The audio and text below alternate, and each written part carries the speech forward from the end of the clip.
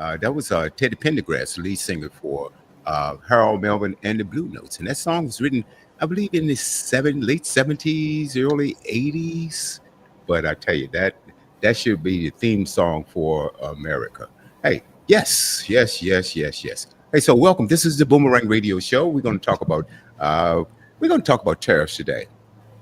All right, we're going to talk about that, and we're going to also talk about a few other things. And I want to open it up by welcoming to the set, and Mike. How are you, sir? I'm fantastic. All right, and Ann Wooten Taylor, my good friend. How are you, Ann? Hey, how are you? I Oh, am. I'm pretty good. I am pretty good. So anyway, I just played a song by Harold Melvin and the Blue Notes. Wake up, everybody! If you really listen to this song, it talks about corruption, really. And wake up, everybody! We need to pay attention. We really need to pay attention to what's going on and let our voices be heard. And that's the definition of being woke. All right. And a lot of people say, "Hey, are you support and or do you have DEI initiatives that you try to enact?" You damn right we do, because we want everybody. This is an inclusive station. Inclusive. I mean, everyone has a voice, everyone has a right, and there's so much talent. And it doesn't matter what culture you represent. There's culture, and we need to work together. We need to start working together. So, anyway, I'm going to start this off with a bit of a sad note. Where I wanted Ann to come back because I know she wanted to talk about this, and she'll be right back. But our beloved Dr. Rudolph Demery, and I just want to say and express my condolences to the Demery family and the like, because he passed away earlier this week, and sad. This is very, very, very, very sad. And you guys know Dr. Demery before you guys knew him because I introduced him to you guys. yes, you And did. we started the Boomerang together. Um, oh God, going back some 10 years, 8 years, 9 years, whatever it is. And he's been a dear friend, just a great, great, great man, honest man. He'll tell you what he'll The tell you. truth. He'll tell you the truth.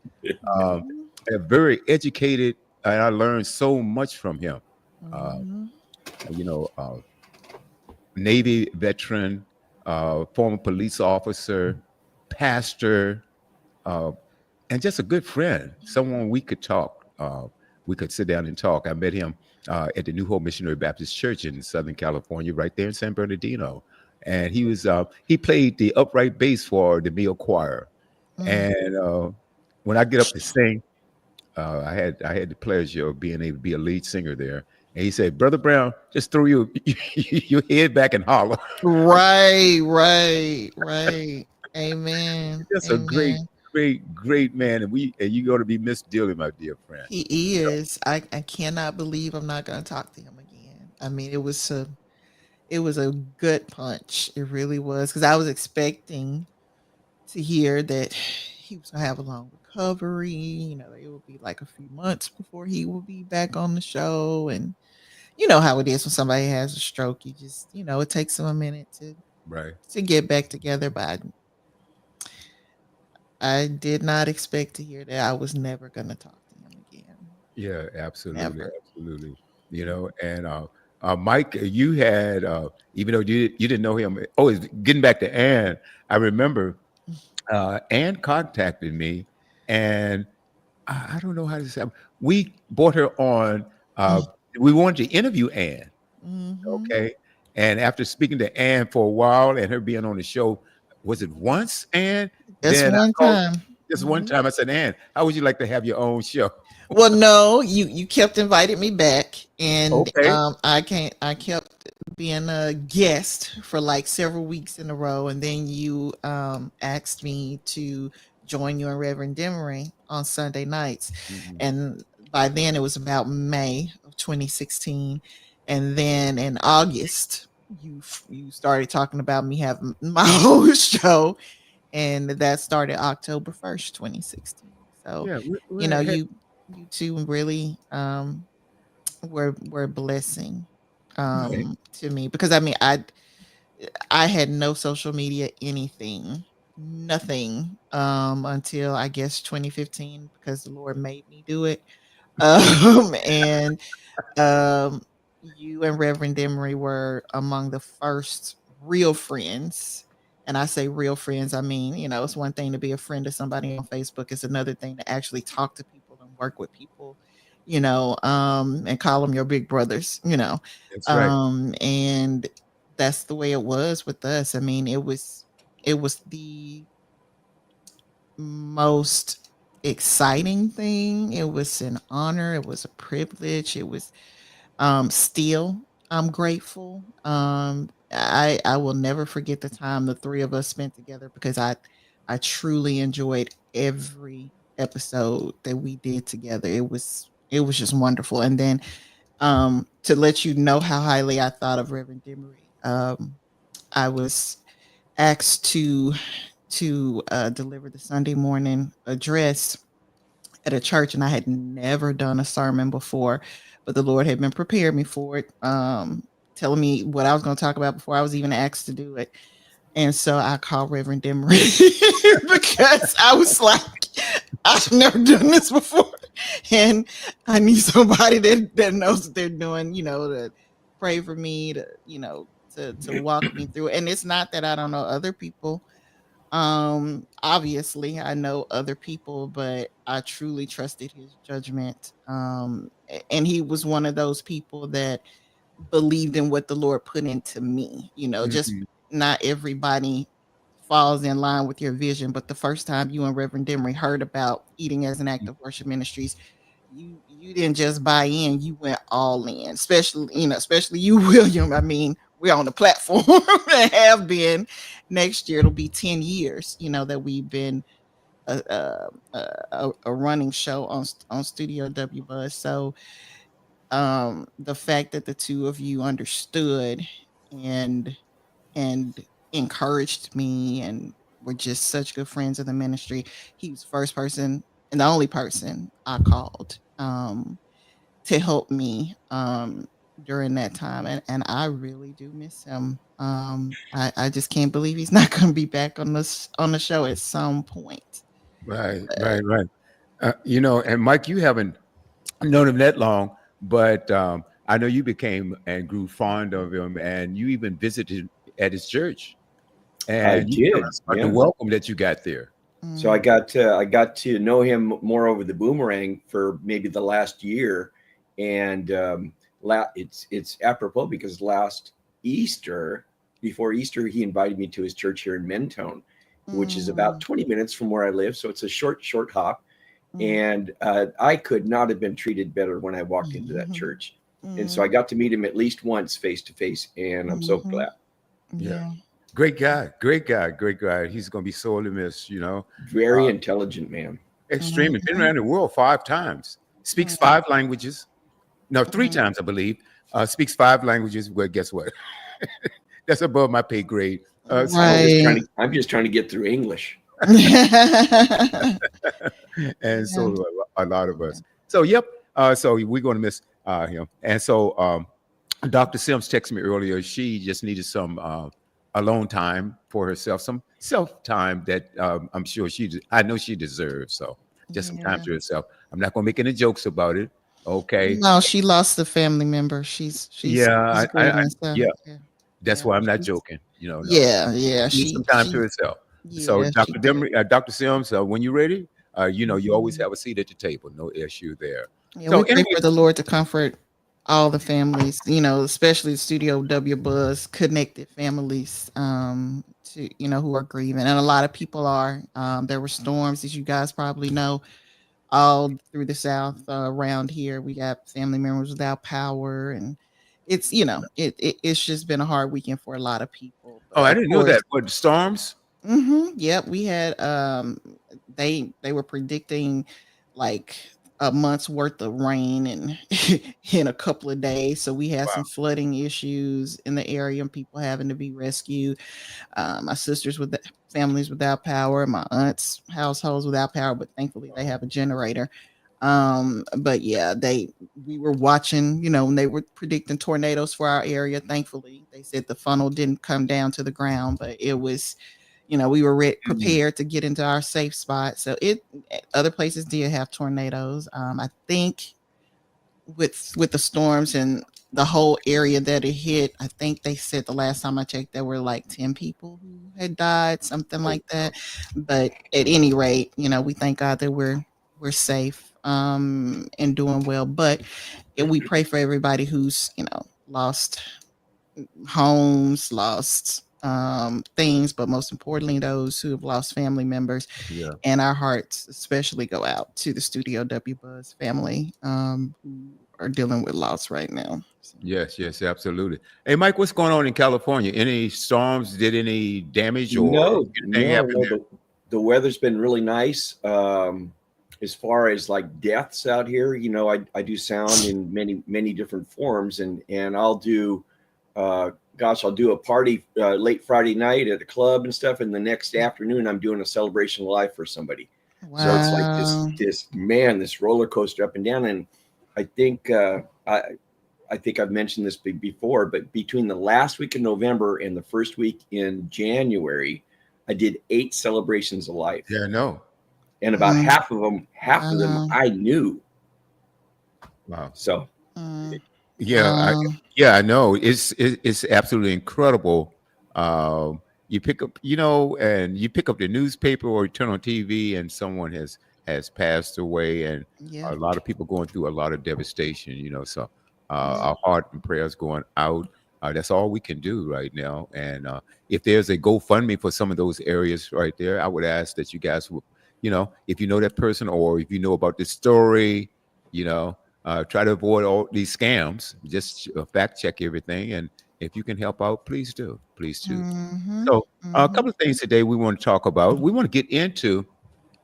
Obviously, there are some things that we want to talk about, and that is the economy.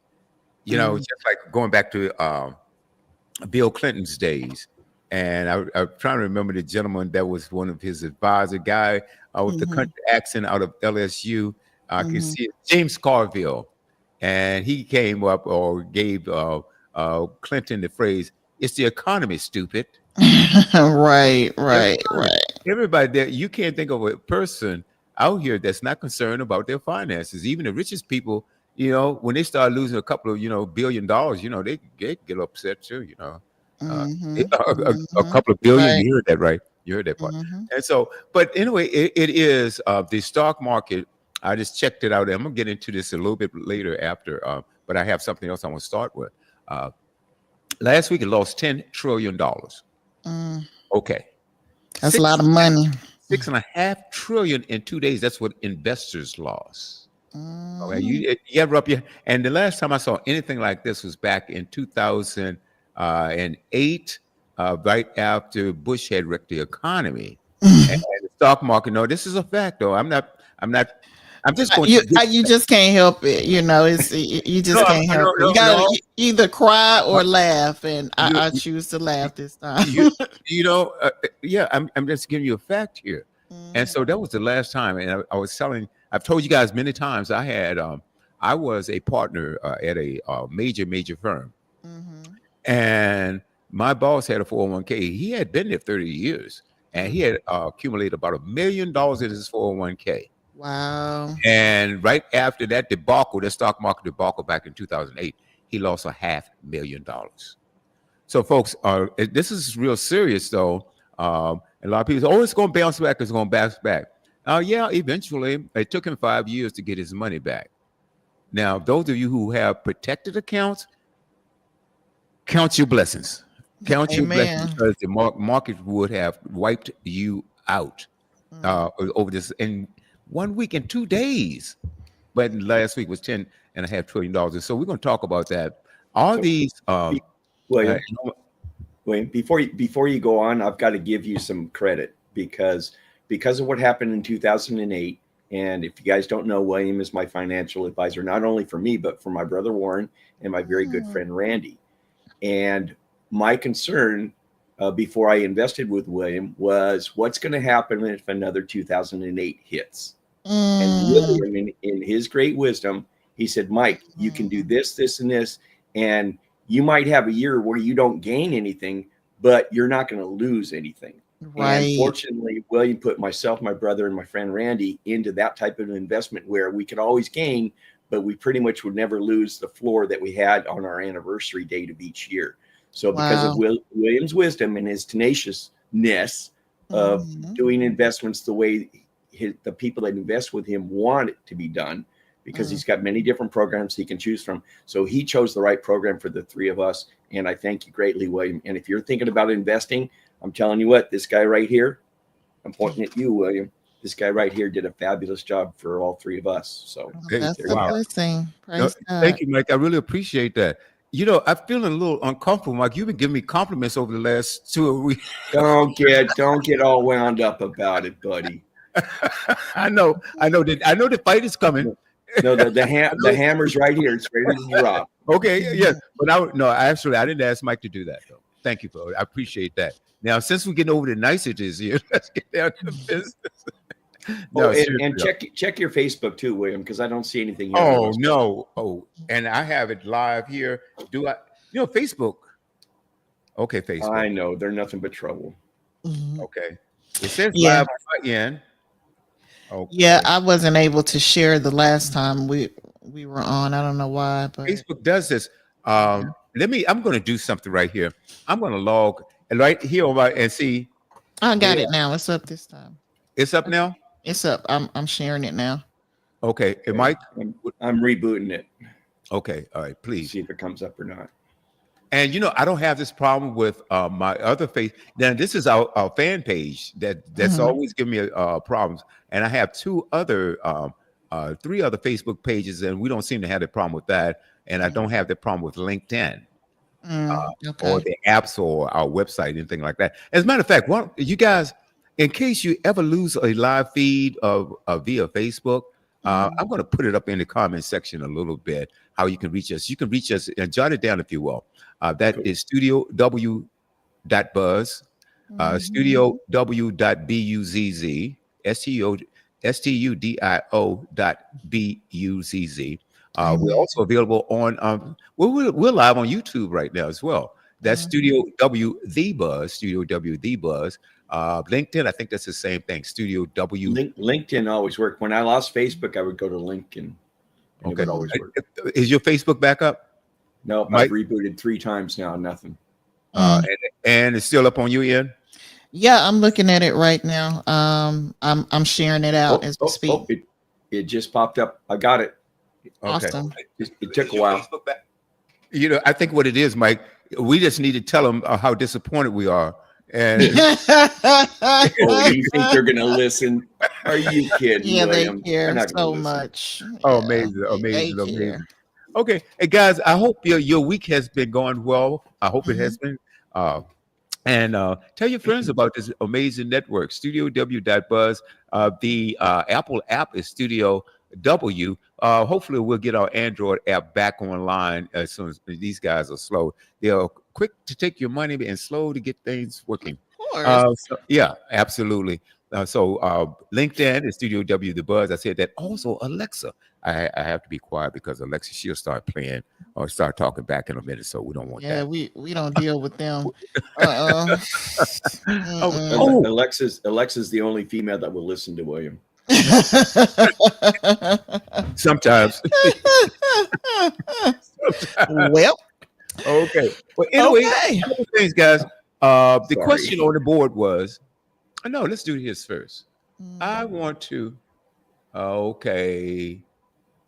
Want to do what? Talk about tariffs? Oh, this one. Okay, I'll do that. I want you guys to check something out here that I was checking out earlier. Mike shared something with me a couple of weeks ago, and it had to do with the Department of Defense going to the Pentagon and trying to get rid of all the Black history there. And Mike was saying, "Hey, William, I am really upset about this. This is has to do with the Jackie Robinson. That was Jackie Robinson, right, Mike?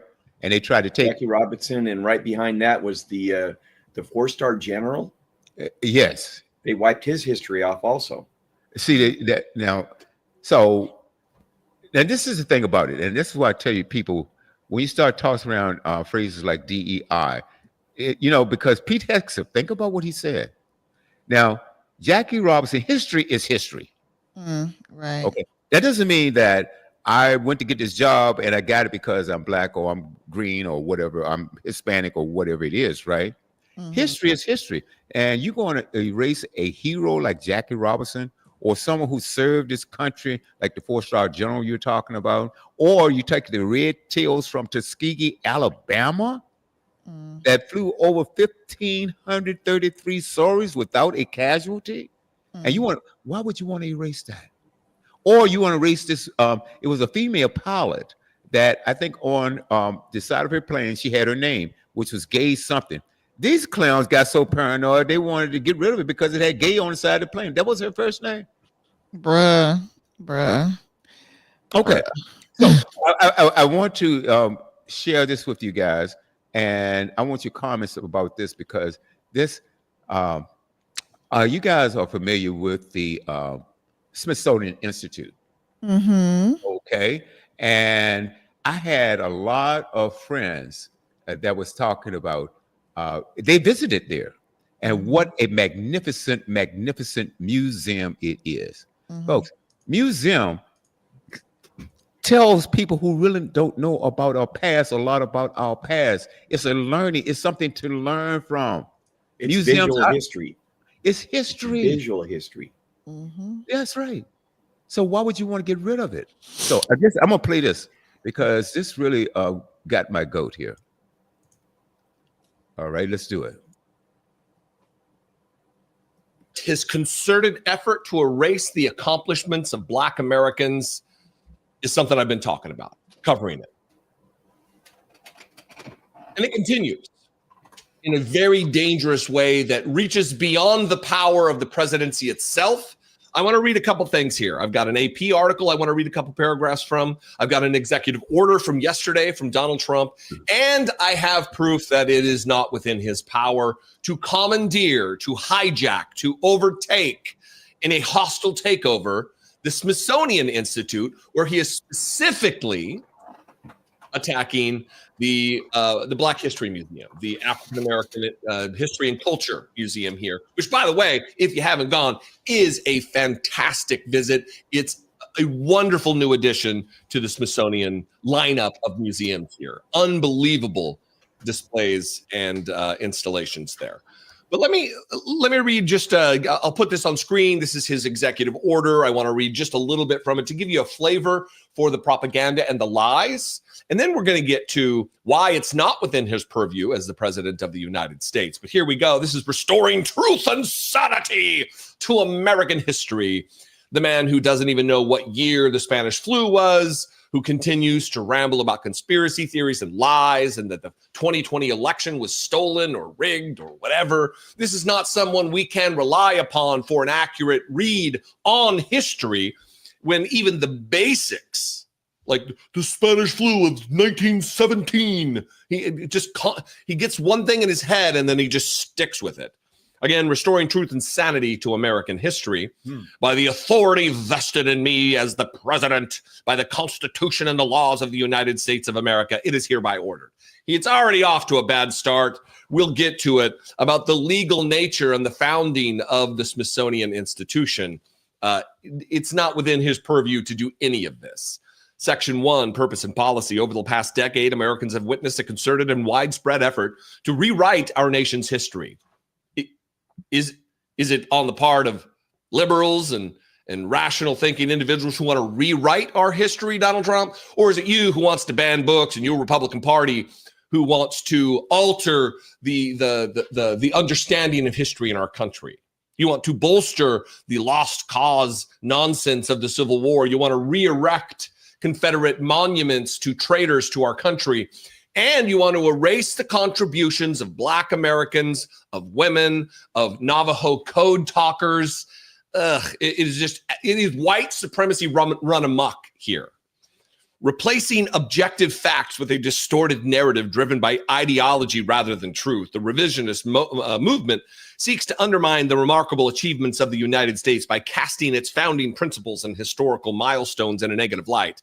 Under this historical revision, our nation's unparalleled legacy of advancing liberty, individual rights, and human happiness is reconstructed as inherently racist, sexist, oppressive, or otherwise irredeemably flawed.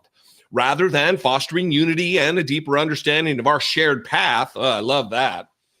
Fostering unity, he says. A deeper understanding of our shared path. Oh, yes. And widespread effort to rewrite history deepens societal divides and fosters a sense of national shame, disregarding the progress America has made and the ideals that continue to inspire millions around the globe. So he's admitting that some dark, horrific shit has taken place under the auspices of democracy in the United States. Otherwise, why would we need to make progress in any way, Donald Trump? But I love that. Rather than fostering unity and a deeper understanding of our shared past, what is it about our shared past, Donald Trump, that you want people to understand? Is it that we held Black people in bondage under a system that was raping and torturing and murdering them for hundreds of years? Is that the shared past that you want us to remember, or is that the shared past you don't want taught? You say that white kids feel ashamed to be white because slavery took place in this country. Donald Trump doesn't have any ability legally to do what he is doing. I'm going to read a little bit from this AP article, but let me read this from the Smithsonian website. This is the legal history from the Office of General Counsel. The legal nature of the Smithsonian. The Smithsonian Institution is considered unique in the federal establishment. The Smithsonian is not an executive branch agency and does not exercise regulatory powers except over its own buildings and grounds.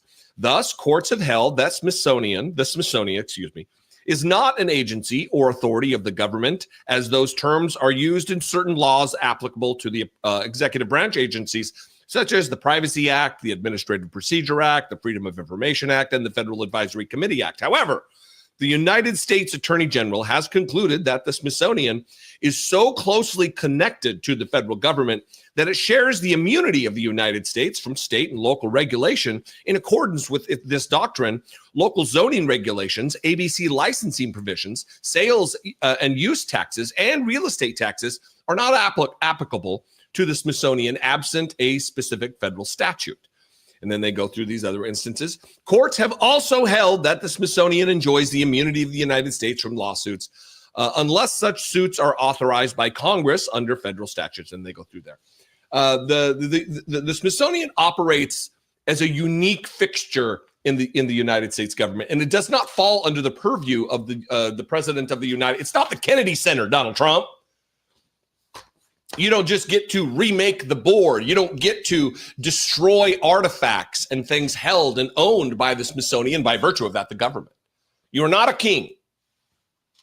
And all of this is in an effort to erase the contributions of Black Americans. And he has his sights set specifically on the African American History and Culture Museum. I'm getting the full name of it wrong. The National Museum of African American History and Culture. So this is the article from the AP. There's 3 paragraphs I want to read. Trump executive order on Smithsonian targets funding for programs with improper ideology. Let me read 4 paragraphs. I'll read the first one here.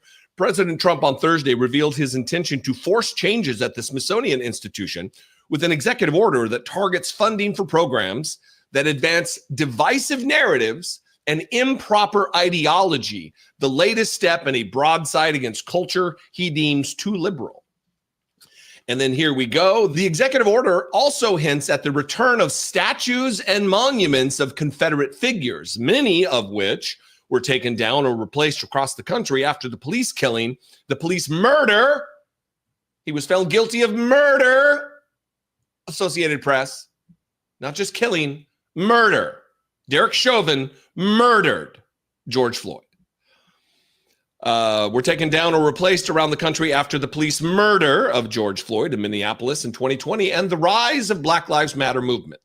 which is detested by Donald Trump and other conservatives. Trump singled out the National Museum of African American History and Culture.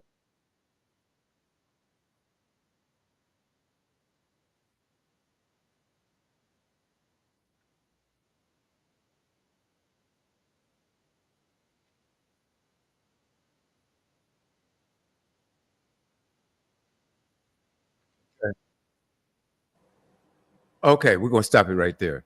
Okay. All right. I can't I don't know if anyone here would disagree or would disagree that we need to preserve our culture. And in the words of our beloved Dr. Dimmer, he said, if we don't know our history, we're bound to repeat it. Mhm. So the tragedies and travesties that happened in the past, if anyone wants those things repeated, then there are some evil people. There are evil people, and there are evil people out here. And so we have to understand that we have to, Excuse me. especially when people of power, you know, with just money to do anything they want to do, they could do anything to influence or bribe politicians. And we all know a lot of these politicians are on the take, and it has been for years. Okay, you take Richard Nixon for instance. He went into politics, poor as a church mouse, and walked out a millionaire. Mm, They Okay, all have. no doubt about it. mm, No doubt about it. And Nancy Pelosi, her stock portfolio explodes. mm, Okay, mm. because she gets inside tips, and she's not the only Democrat. She's not the only. She's not only one. But Republicans do it too. They all do it. If Mhm. I were even being a broker at one time when I used to trade stocks, Mm. I would have gone to prison, and I think it was a minimum of 1 year in prison, Mm. $1 million in fines, with Wow. and lose my license for 10 years. And I thought about Mm. this too. I said, look, Ain't worth it. it ain't worth it. Are you serious right now?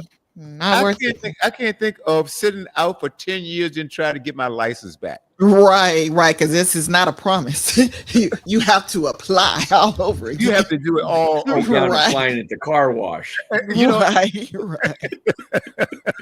Yeah, that's a long shot. and you think about it, and then like the Series 7 exam is just below as far as the difficulty. Mhm. They said number one is the bar exam. Wow. Okay, I'm not sure whether you are anxious to take that all over again or not. Oh no, Okay. no, not Okay. at all. I understand that is the toughest. Been there, done that. Look, I'm telling you, Yeah. that is the toughest. And I had next to month- pray about that long before I even got to law school. I was praying about the bar exam. look, that is no joke. I know it's not. Right. And so I had to, and I took the Series 7, which is, they said that's the next most difficult Wow. exam, right? Wow. But see, along with the Series 7, I had to take the 63, the 65, the 31 life and annuity licenses on top of all of that. Wow. And look, I'm telling you. So there's a lot to go into it. So no. Getting licensed is just difficult. I mean, I know people who've had to take the nursing licensing exam over and over again. I've known people who've had to take CPA license exam over and over. These things are not they're meant to weed people out, period. That's right. As they should. Let's just be, be And that's honest okay. about it. That's what they're meant to do. And a lot of people do, get weeded out in the process. So when you have somebody who has gone through 12 years of regular school, then went to college, then went to graduate school, or whatever the case may be, then had to sit for these exams, you need to understand that this is a whole lot of time and a whole lot of energy and a whole lot of money that has been spent in order to get to this point, because you can't you can't get to that point if you don't go to school, which is going to cost you money. You can't Absolutely. get to that point if you don't take these exams, which cost you money. They're not free to take. And when I say they're not free to take, I don't mean just paying to sit for the exam. You have to study for the exam. And when you take Oh, the bar exam, most of it is what you learn the first year of law school. You go to law school for 3 years. So guess what? You take refresher courses mhm, in order to prepare for the bar exam. That's not cheap. It's expensive.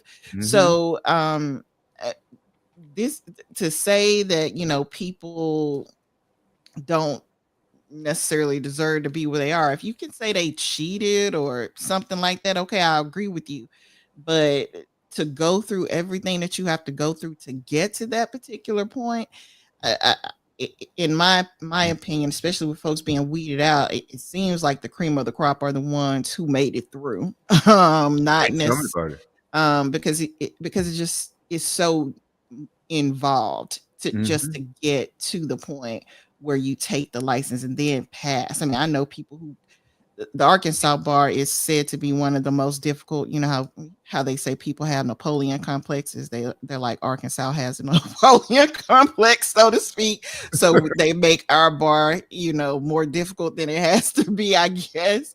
So I know people right here in Arkansas who have gone to Texas or Tennessee to take the bar because it's seriously because they've had such difficulty passing the Arkansas bar. It's funny.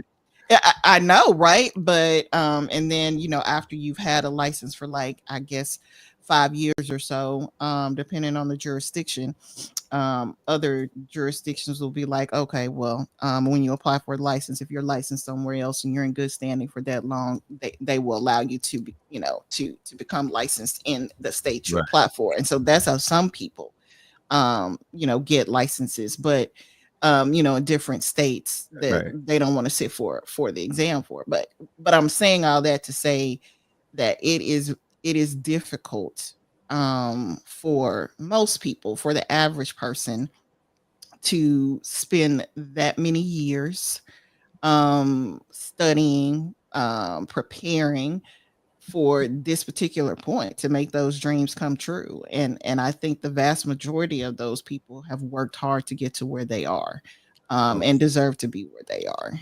I agree with you, and I tell you, and you speaking of unless you cheated, I don't see how you can cheat on these exams. I No, really don't. it now the bar exam, if somebody can do it, Hey, more power to you. But I will say this: if you get caught, you can forget practicing law. it's over. you, It's over. that's it for you. That's I right. don't know how I don't know how anybody would do it, but then again, I don't think like that. Yeah, So it's right. amazing to me, how people come up with stuff. You have to have kind of a devious mind to, in my opinion, to get around things the way certain people do. But another reason why I think this is really important to note is Andre and I were Andre AJ, the younger Andre and I were watching a French show last night, and they were talking about basically school, Mm, the school system over there. And it was I guess the kids were junior high school age, and the principal was going off on one of the teachers for giving a child a B on an essay instead of an A because it meant that particular child would have to go to a trade school instead of a vocational school. And mm. I know I've told you guys this on the Boomerang show many times before. People complain about our educational system, but it's not a fair comparison when you talk about how we do against other countries, because they don't have the same system we do. They will only educate you to a certain point, and if you are not performing, meaning you don't get the top grades, they move you into, for instance, a trade school, or a vocational school or something like that. They decide that, okay, we're not going to continue to We're pay not for putting up with you. this. Right, we're not going to continue to pay for this foolishness Can, that you are doing. uh, We will ship can you off. I'm sorry to interrupt, Dan. Can they redeem themselves if they're put into the trade school category? Is there an option where they can go, well, no, I shouldn't be in trade school. I want this vocation. Do they have that option where they can fight it and maybe reclaim where they wanted to go? Is that a I met possibility? somebody when I was in law school. He was a grad student from, was it Guyana or Ghana? I know they're two different countries, and I get them confused. But I think he had an opportunity to go to the next step up. But some kind of way he ended up coming to America, which, by the way, is why a lot of people come to America to get their degrees, because they can still have an opportunity here to get an advanced degree instead of being stuck in a trade school or vocational school. So we have a much better educational system than we are made to believe that we have.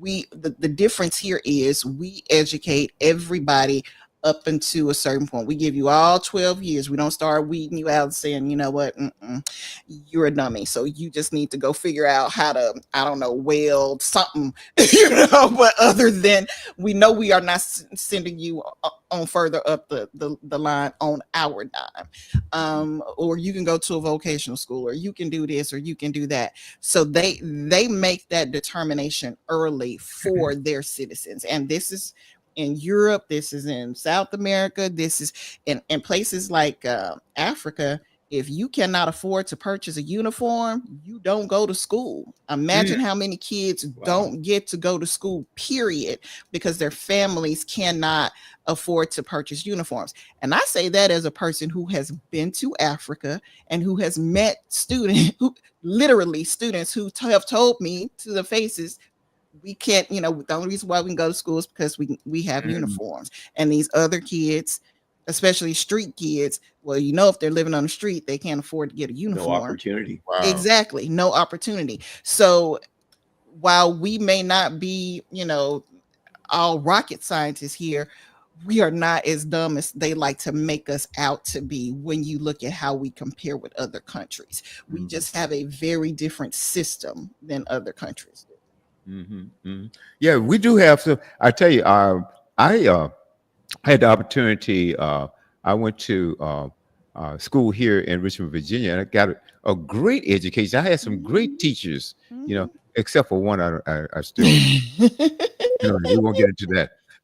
But anyway, no, I had one teacher. I'm gonna call her Ms. Watts. Just make up a name for her. No, that's her name. Okay. Did not like Miss Watts because Miss Watts, she was so mean. That she had her favorites in the class, and some of us could tell that she had her pets, right?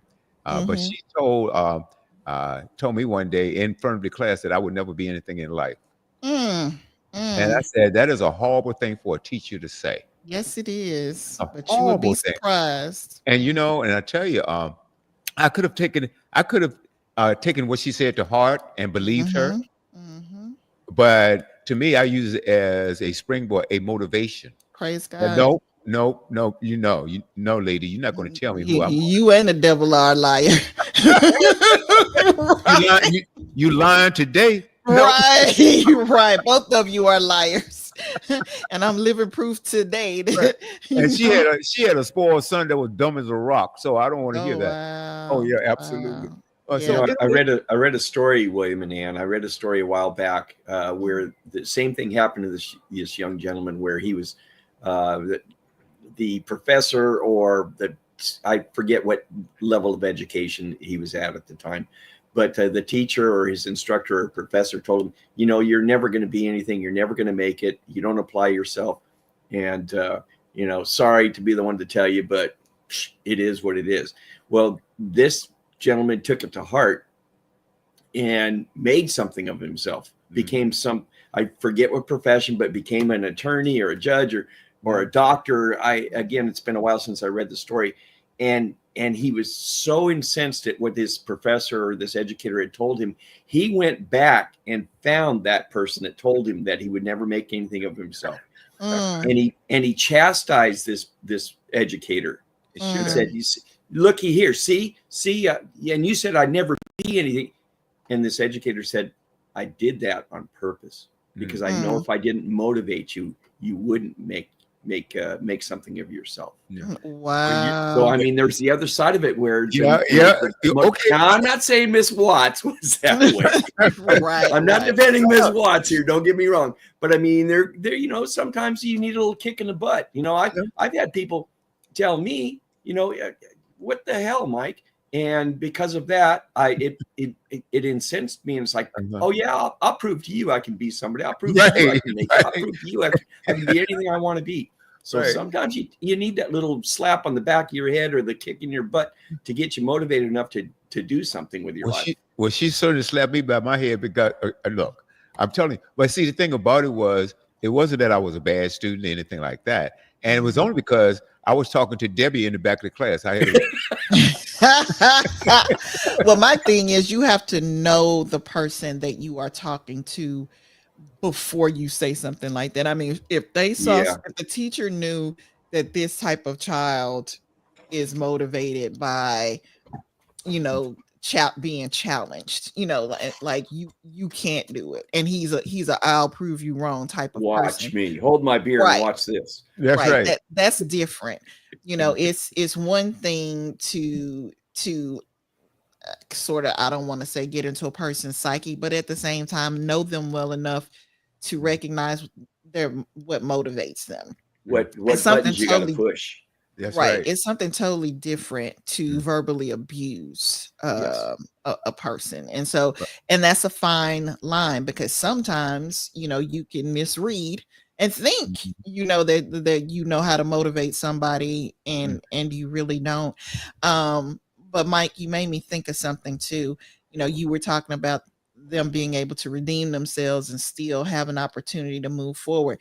I think that is the beauty of what we do here, because even if you are a horrible student, you can probably still get into a community college. You know what I'm saying? Take some classes and that type of stuff.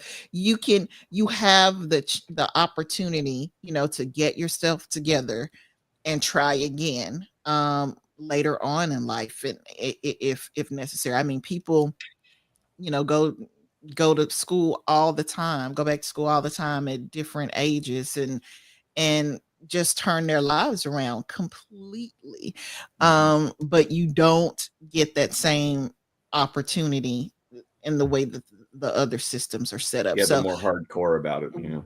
Right. And that's because they are free systems. We have free systems up through, you know, high school, but after that, you have to pay, you know, for college and, you know, whatever else you do. And they're like, no, we're not going to pay for you to go, but we'll pay for these kids to go because they've worked hard. They get the results that we think are worth moving forward with. And that's why you have such a disparity, I think, in the test scores, because they are only keeping those who are the top performers and getting rid of everybody else. Yeah. So that you can score that easy, can't you? Right, but we're so they're going against everybody, you know, over here, top performers, bottom feeders, everybody. So it's not, in my opinion, the most fair comparison when you look at how different the systems are. Absolutely. I wanted to say, give a shout out to Howard and Jinder Harris. Hey guys, how are you? Thanks for tuning in, guys. Yes, thank you so much. As a matter of fact, Howard Harris will be filling in for Mike. Is it this month, Mike? The fourth Thursday? This fourth Thursday, which what was it? Oh gosh, you're gonna make me work here. Yeah. Howard's gonna fill in for me on Coast to Coast. Awesome. And I'm very grateful for that. And it's going to be on the 24th, Thursday, the 24th of this month. And he's going to do that through November, which I'm so grateful that he's going to do that, because somebody has to keep William in line on Coast to Coast. Oh yeah, Howard's the man to do it. If you can't do it, what makes you think that Howard can? Oh, really? That's hold my beer and watch Challenge. That's right. Shots fired. Exactly right. Right. Howard's gonna be on his P's and Q's now. And I just not want gonna happen. I just want to give a shout out to the lady songbird Jinder Harris also. She has a single out #1 in the UK, and Awesome. the title of that song is "Now That It's Over." Now that it's Wow. over. Yep. Congrats. Now, Yeah. not only that, she has a brand new podcast right here on this network, which comes on also on Thursdays, and that's noon on the West Coast where Mike is, and 3 p.m. on the East, 2 p.m. Central Standard Time. And I'm so proud of her. It's gone off. And what she does, which is so admirable, she interviews up and coming artists. And they talk, Awesome. and she helps them, and they talk about the ins and outs of the music industry. And if the interview are involved with the music industry at all, you know that's not an easy thing. It's not easy at all. Yeah. So that's all for her. So We check her gotta have out. her on the show so Oh, she yeah. can so we can promote her new show on to our Yeah. listeners. Yeah. Well, you can have her on yours too. Yeah, that's what I was talking about. See, Oh, yeah. it's always all about you. You thought Oh, I was talking about you, didn't you? Yeah, I did. No, William. No, I was not talking about you. I'm talk about self-centered. You understand? You see what I mean? It's always all about William. I can't believe. Mike, can you believe she called me? No, you're the wrong person to ask. Bruh. Exactly. Don't come to me for comfort and aid. I was not gonna talking happen. about you, but you assumed. I It was sure about- did. I said, I was going to say, oh, how sweet. Yeah, okay. I should have known better. Anyway, let's get to the other part of it. Guys, question to you two and to the audience. Are tariffs good or bad for the economy? We'll talk about that on the other side. Let's present this. Let's see what we have for you. So I want you to think about that. And let's do this one. I'm going to do this one first. Okay, here we go. 2,000 points today. Not a typo. Dow plunges 2,200 points. Yesterday and today are the first time ever that the Dow has dropped 1,500 points or more on 2 consecutive days. 1,600 points yesterday, 2,200 points today. The S&P 500 dropped 10% in 2 days. It dropped 6% today alone. Just for context, whether or not you watch the markets, whether or not you have any money in the markets or retirement account or whatever, just to get a sense of the scale here, I'll give you 2 metrics here to get a sense of the scale. The first one is the circuit breakers. You know about this? The markets have circuit breakers that kick in when things go off a cliff. That's a mixed metaphor, but I think you know what I mean. They call them trading curbs, and they're these shutoffs that kick in automatically and basically stop the market. They stop people from trading for 15 minutes when things have gone unbelievably wrong. And where those circuit breakers kick in, like the threshold of how bad it has to be before the circuit breakers kick in, is when the S&P drops 7% from the previous day's close. Today, the S&P dropped 6%. Had we got to 7, we would have hit the circuit breaker. They would have turned the lights out on the market to try to save us from ourselves. That's one way to understand the severity of what's happened here. And here's another. Look at this. This is the VIX index, VIX.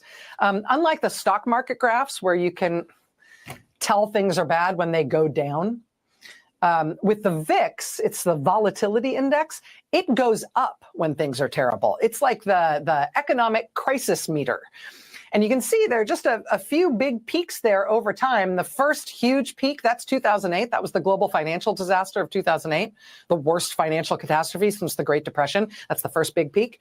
The next big peak is March 2020. That's the equally huge global disaster, right? When the COVID pandemic overran the world, killed millions of people, and basically shut off economic activity like there had been a power outage. So those are the first 2 big peaks there. But now look, new peak. That's now. That's now. That one not caused by the biggest financial catastrophe since the Great Depression or a global pandemic that's killing millions of people. That one caused simply by Donald Trump being president. Again, with his great ideas. And the scale of what he's doing, the scale of the destruction that he has wrought is a little bit hard to get your head around.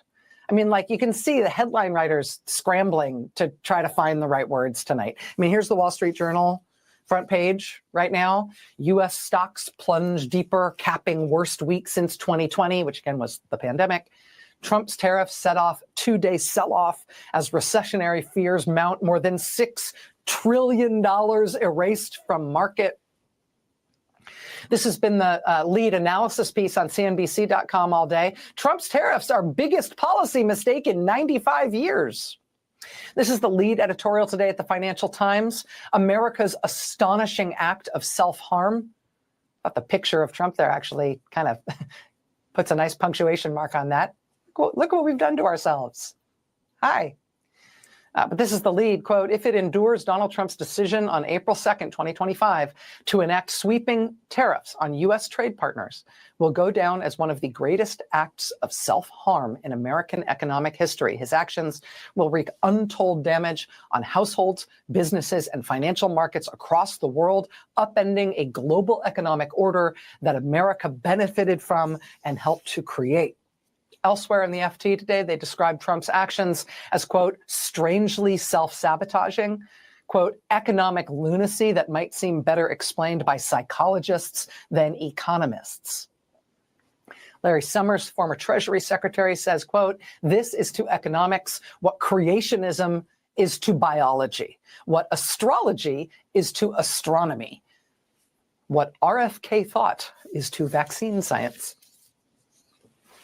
The Wall Street Journal summarizes tonight, quote, the Dow Jones Industrial Average became the last of the three major financial indices to enter a correction, defined as a decline of 10% or more from a closing peak. After today, the Dow is down 14.9% from its most recent high. The NASDAQ is now a bear market, off 22.7% from its recent high. Anything more than 20% is considered a bear market. The Magnificent Seven stocks, which include NVIDIA, Apple, and Amazon, collectively lost $1.55 trillion in market capitalization this week. That is a record. Apple alone saw $443.5 billion in market value evaporate. I mean, it is hard to get your head around how much damage this one man can cause. I think it's even harder to get your head around simultaneously the fact that he can do damage of this magnitude with such a teeny tiny amount of thought. Right? You think it would take like a grand plan and some big brains to figure out how to destroy the economy of the richest nation on earth. But that's not how it's working out. Turns out it doesn't take a big idea or a lot of big brains working together. I know that this may be something that you remember, but just in case it's not, I'm just going to put this back on the front page here just for a second. Because do you remember where Trump got the tariff thing from in the first place? Do you remember like when and why and how we started talking about tariffs in the first place? It was in his first campaign for president. Trump didn't really have any formal economic advisors. So he told his son-in-law, Jared, to find him an economic advisor. Trump reportedly gave Jared some vague ideas of what his thoughts were on economic issues. You know, something, make me look tough, China bad, something. Jared then decided to find his father-in-law a financial advisor for his presidential campaign by going on the Amazon.com website and starting to browse books. Not like reading the books, because you can't do that on the Amazon website. He was just looking at the covers, looking at the titles. And he found a book title that he thought was so cool. The title was Death by China. Oh my God, that's so cool. That's so awesome. And that apparently was it. Quote from Vanity Fair. Trump gave Jared a summary of his views and then asked him to do some research. Kushner simply went on Amazon, where he was struck by the title of one book, Death by China, co-authored by a man named Peter Navarro. Jared then cold called Navarro, a well-known trade deficit hawk who agreed to join the team as an economic advisor. Navarro was a major advocate for an aggressive pro-tariff policy. Where did Peter Navarro get his idea that tariffs would be a good policy for America? What was his like backup for that conviction? Well, he did have backup from a real expert who he cited in at least a half dozen of his books, including the one that Jared found on Amazon, That Fateful Day. In all of his books, Peter Navarro has cited an economics expert to justify his views. And the economics expert he cites is somebody named Ron Vera, V-A-R-A, Ron Vera. When Trump won the presidency and entered the White House, this Ron Vera started circulating a memo around Washington in support of Trump using tariffs in trade policy. According to the New York Times, the memo had been, quote, sent from an email address purportedly belonging to Ron Vera. At one point, Ron Vera wrote in the memo that Trump could, quote, ride the tariffs to victory. Problem is, Ron Vera doesn't exist. He never has. The economics expert that Peter Navarro has long cited to explain why he's so gung-ho on tariffs, this person, Ron Vera, is a made-up person. He is a fictional person.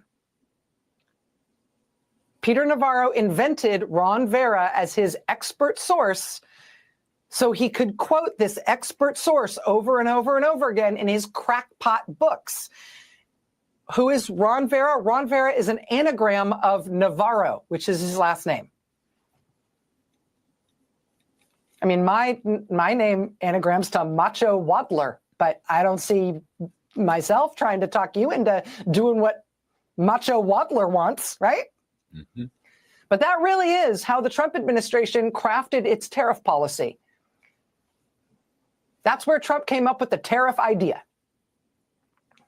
Circulating a fake memo from a fake person with a fake email address in order to make it look like this was a serious issue being debated by real experts. That is the intellectual basis on which Donald Trump today wiped $6 trillion of wealth out of existence and crashed America's markets and brought America and the world to the brink of a self-inflicted, on-purpose, global Great Depression along the lines of what we had in 2008 and what the pandemic inflicted upon us in 2020. This time, the global disaster is Donald Trump's big brain. And Donald Trump may think it's all going to work out. The American people are awake and well aware that this is not going to work out. New Reuters Ipsos polling, to which I would like to bring your attention. Do you approve or disapprove of Donald Trump's handling of his job as president? Disapprove by a 10-point margin. Do you approve or disapprove of how Donald Trump is handling the economy specifically? Disapprove by a 15-point margin. Do you approve or disapprove of how Donald Trump is handling the issue of international trade? Disapprove by an 18-point margin. Do you approve or disapprove of how Donald Trump is handling the issue of your cost of living? Disapprove by a 27-point margin. Is the Trump administration competent or incompetent at running the federal government? Incompetent by a 20-point margin. Is the Trump administration competent or incompetent at rolling out new economic policies? Incompetent by a 25-point margin. Is the Trump administration competent or incompetent at downsizing government without affecting vital services? Incompetent by a 25-point margin. Okay, I'm gonna stop it right there. Okay, where is she? Okay, all right. Okay. Now, I promised to talk to you a little bit about tariffs, and the question on the board was, or is, are tariffs good or bad for the economy? There is some economists said there is a way to use tariffs, strategically, okay, that can improve. Now, that I'm going to leave that to the side for a second. Now, keep in mind, guys, there was an agreement signed during Trump's first presidency with Canada. Okay. How we doing now, Ann? Are we doing okay? Because I don't hear anything. But okay, still hear it? I don't know what's going on there. Okay. But anyway, let me, I don't hear anything through my headset, any static, anything. But anyway, let me get to this, and we'll see if we can make some corrections, if I can, on my end. So, We had a trilateral agreement, United States, Mexico, okay, and Canada, okay, and Trump didn't know who, and his question was a few weeks ago, who signed this stupid agreement? Well, he did. He signed it during his first term. Now, there's something to be said about tariffs, and there's something to let's see, something to be said about free trade. And I think it was President McKinley who tried this massive tariff thing back in the 1930s. And you guys can look it up. And do you know Republican lost half of their Congress people during that time because it was such a disaster. It was a disaster for the United States. And so the lies has been told that, and Trump and his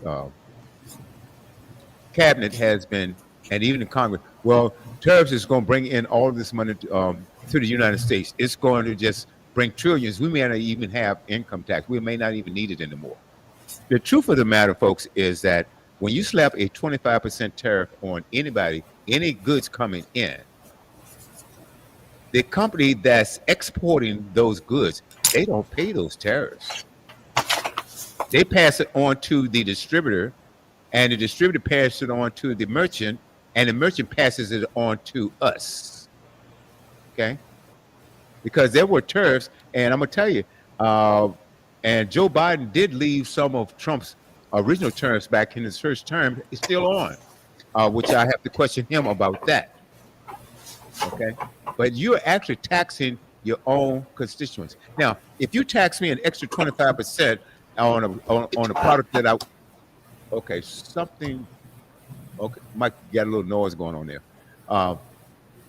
If you pass on an extra 25% onto something that I need or something that I consciously buy, then I can't afford it. If I can't afford it, then I don't buy it, right? So nobody's making any money. You're not making any money, okay? You're not. You don't get any taxes. So keep in mind, tariffs is a penalty. Let's see what's happening. Let's see if that's on. How about that, Ann?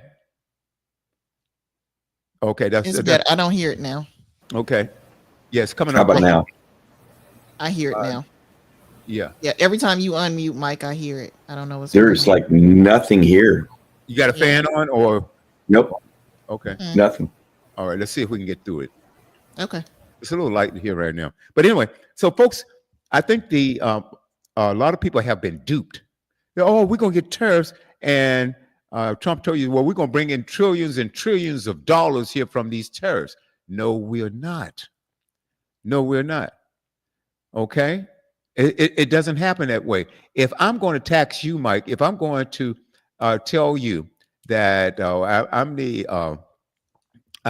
the person who's exporting these goods to you, and your government has put a 25% tariff on me, then you're going to pass that on to your consumer because you're not going to eat it because your profit margins may not allow you to. You don't want to eat that because your profit margins won't allow you to do that. So you're going to have to charge your customers more. Mm-hmm. And so this has been stated over and over and over for the last several years. Mm. You know, we've been talking about how bad tariffs are. And then if you go to, and you mentioned something about this tiny country. I saw this the other day, and the its entire GDP of the entire country is only $2 billion. And it starts with, what is it, litho something? It's Lesotho. As a matter of fact, the Washington Post has an article about it. It's spelled Lesotho. Right. But the article says first an insult, now tariffs. Trump has made it a tough month for Lesotho. And that's the country. It's a very tiny country in Africa. They don't have a large population. Their GDP, I think, is only $2 billion for the entire country. and they manufacture like jeans for Levi's or whatnot. He slapped the highest tariffs on that small country, a 50% tariff. 50%. Mhm. That is absolutely ridiculous. And does it say anything? How much did he slap on Russia? Zero. He didn't. Okay. Russia's Oh, not paying any tariffs. oh, oh, really? Oh, interesting. Interesting you say that. But it only seems to be certain countries that he's, but he has, well, he said that he's going to do this for the whole world. And he Well, knows yeah, that. he even put tariffs on uninhabited islands. Well, I tell you something that was genius the other day. He said Yeah. that he was going to put tariffs on illegal drugs coming across the country. Well, Now, okay. did you guys hear Don't what try to figure out foolishness, No, William. no. I'm not Don't trying to figure it out because it is stupid. I'm just trying to say what he said. You're going to put tariffs on illegal drugs coming across the country. When I first heard that, I started laughing. The drug So- cartels are going to pay tariffs. That's They're going to pay tariffs. So they're going to stop at the border and say,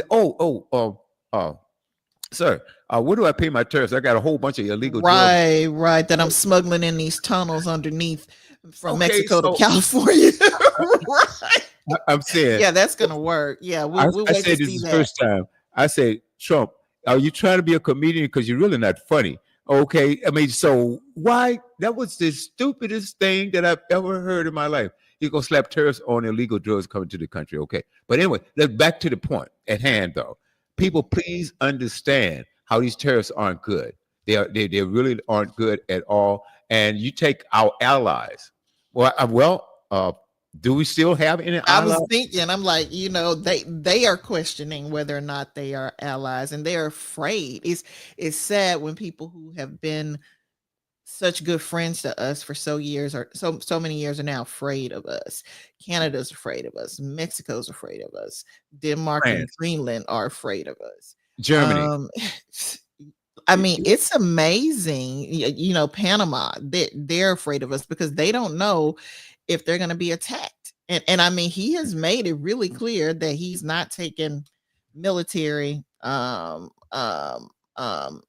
off the table, but he's trying to pressure most of these people, especially Canada, into, obeying his particular will by economic pressure, basically telling Canada that the tariffs will go away if they agree to become the 51st state. Come on now. It is insanity. But what I wish people would do is pay attention to what he says, what he has told you.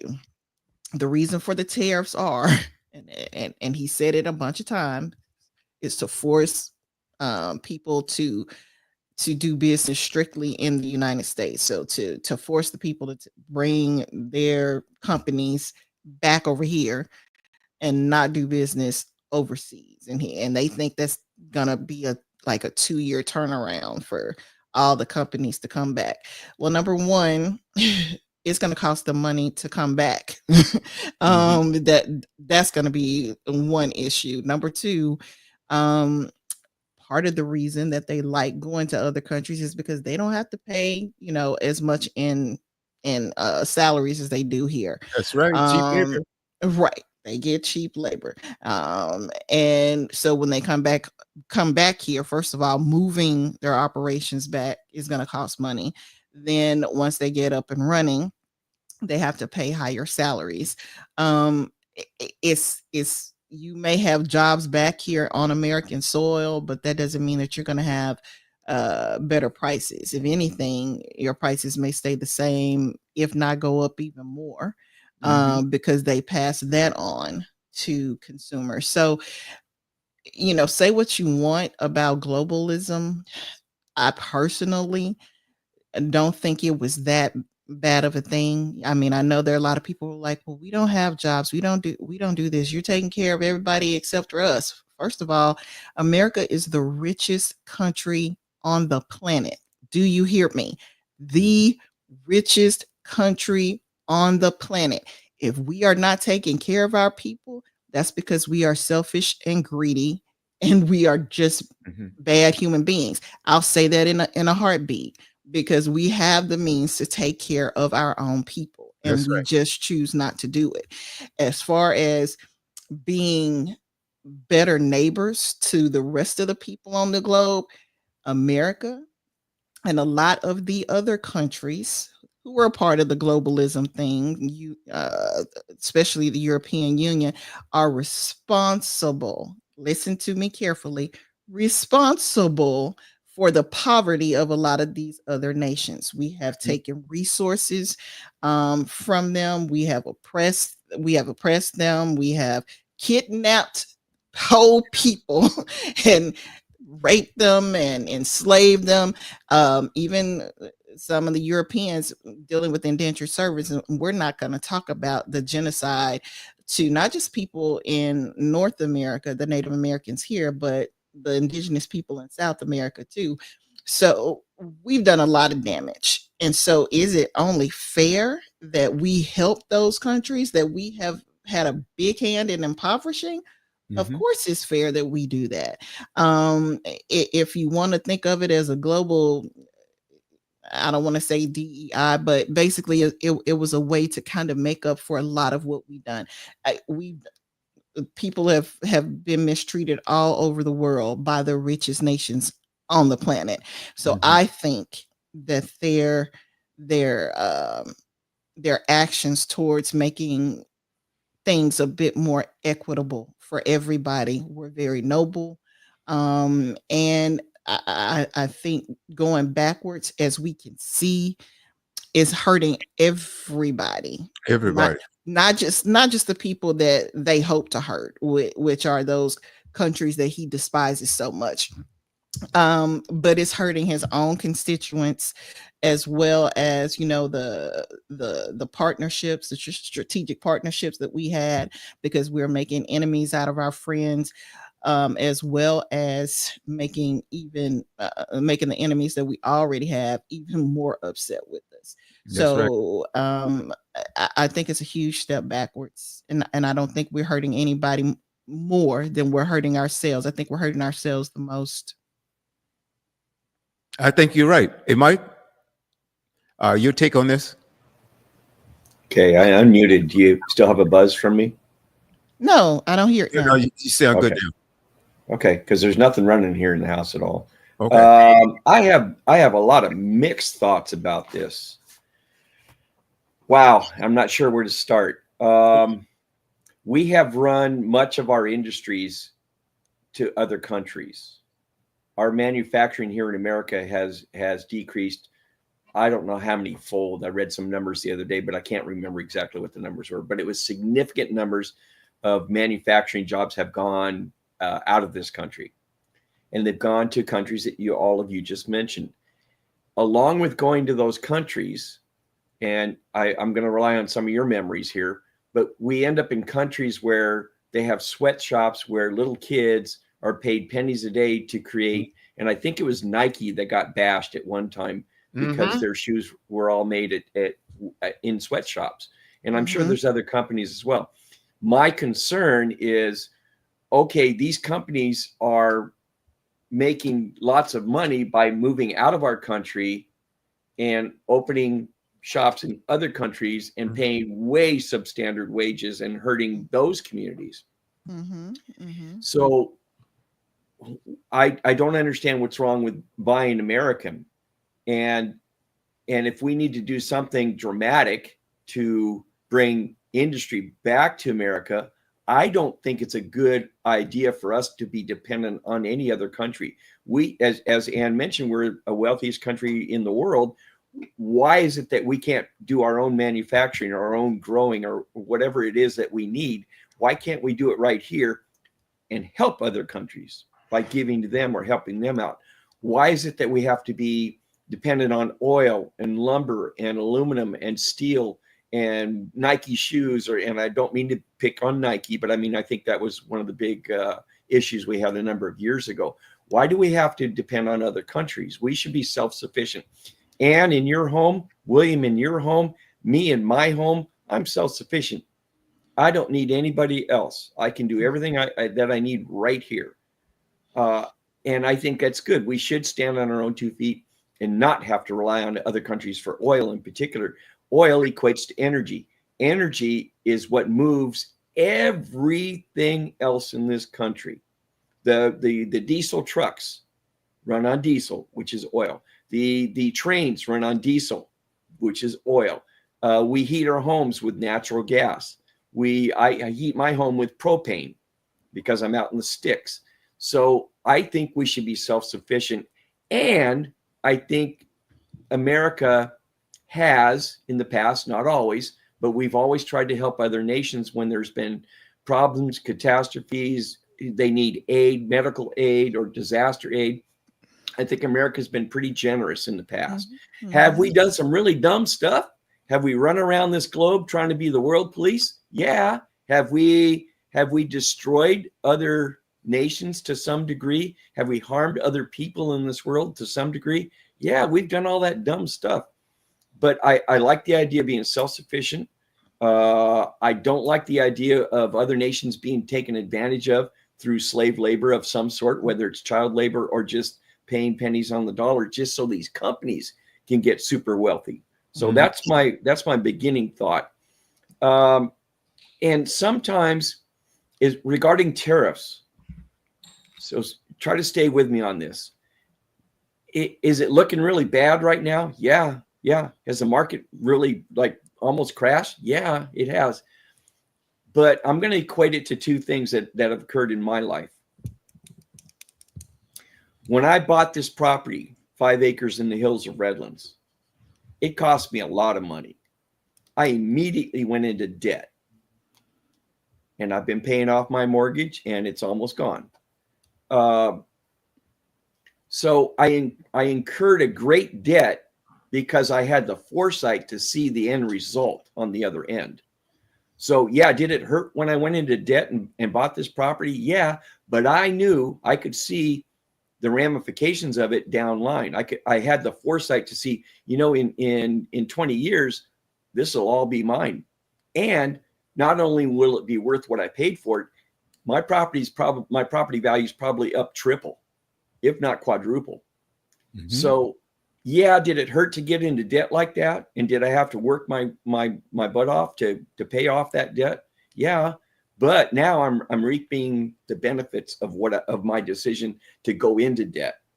The other thing that I had to do about 2 years ago is because I'm on propane. I have a 250-gallon propane tank out here that they would come fill every 3 months or so, and I wasn't paying attention to what they were charging me for a gallon of propane. And I talked to somebody else that had property, and I just by chance I asked them, "Hey, what are you paying for propane to be delivered to your home?" And I was paying $1 a gallon more, and we're talking at the time it was in the $3.50 range. It's way up now, but it's in the $3.50 range per gallon, and they were paying $2.50. And again, I'm going back in time here, so I was getting ripped off $1 a gallon. Mm-hmm. Now I'm equating this to the U.S. being ripped off. So I had to incur damages. I had to pay to have that tank removed from that company that was ripping me off. I paid for years a higher price than I should have paid. The gallonage that was in the propane that existed in that tank, I lost. They wouldn't reimburse me for what was in the tank. I had to pay for a new company to come out and install a tank and pay a yearly fee for the tank. And then, of course, I had to pay for all the propane in the tank. So I incurred great damages because I was being ripped off. And I hope you can see where I'm going in a circle here, where the U.S. has been being ripped off by other countries, especially when it comes to oil and energy and other products. If we're going to have fair trade, then let's make it fair. No other country should be charging us tariffs, and we shouldn't be charging them tariffs. It should be fair trade. Mm-hmm. And we shouldn't be running companies and organization and manufacturing out of our country to the point where now we're beholding to other countries to sell us oil, to sell us all the products I already mentioned, the lumber, the aluminum, the steel, all of those things. We should be able to manufacture all of that right here. And a ramification of us being able to do all those things, then we would be wealthy enough to help other countries in their time of need. So that's kind of my my overall picture. And if everyone's going to scream about paying for tariffs, which we all know, as William said, it's going to come back to the consumer. Those companies aren't going to pay for the tariffs. They're going to pass all the cost on to the American consumer. That hurts, right? Well, what if you just buy American? Stop your whining about paying extra money for other countries' tariffs that we put on them. Buy U.S. made. Mm-hmm. Okay. Well, a lot of those products are a lot of those products, like we were saying, Levi's. Yeah, it's an American company, but a lot of what they're doing is done overseas. And to answer your question, the reason why we aren't self-sufficient is because rich people don't like doing anything for themselves. They like having other people to do stuff for them. Sure. That's why you have immigrant labor working in the fields, because we don't want to do that. That's why Trump doesn't clean his own house, because he doesn't want to get his hands dirty. Yeah, you and I may be self-sufficient, but the richer nations always bring in labor from outside of the country. As far as oil goes, America produces more than enough oil to satisfy our own needs. Then why are we buying from other countries? Ask Exxon. Ask all those people who are hoarding money and charging us a whole lot more for oil, because if you go to the Middle East and those oil rich nations, they don't pay nearly as much as the pump as we do. They pay pennies for their gasoline, and we produce a lot of gasoline here, but we pay $3 something a gallon for gas. So the difference is you are living in a country that is laissez-faire, meaning we're a capitalist country, and we don't like for the government to control our pricing and all of that type of stuff. So you have things like pharmacists charging you $500 for an EpiPen because the pharmaceutical company decided, hey, we just want to make more money. Because they can get away with it. Exactly. You can get away with that here in this particular country. That's not an issue. And so that's just the way things are set up. Now, as far as us, dealing with countries where we're getting cheap labor, I agree with you 100%. It is completely wrong, because in my opinion, that's kind of like human trafficking, where you are using people, especially children, in order to work them to death, because you can't get away with that stuff here. At least you couldn't. They're changing the rules on that too now, because they don't have the immigrant labor that they used to have. But for the time being, we've been doing a much better job, a more progressive job about taking care of our workers. So if you go, say, I don't know, someplace like we'll just make up something. I'm not saying this is the way it is in China. I'm just saying for the sake of argument, say China, and they have very lax labor rules. So you can work these people 12-hour shifts, no overtime. You can pay them, less than half of what they would be paid if you had a company here in America. Yeah, in my opinion, all of that is wrong. They should have to pay a decent wage. They should have to meet certain standards like they would if they were here under OSHA. I think the solution to that is not to retract globalism, because in my opinion, thinking ahead long term, globalism is better for the entire world than populism, where everybody is my country for itself and we'll charge everybody all these tariffs and basically have an economic war with one another the way we did at the beginning of the last century. That's just crazy.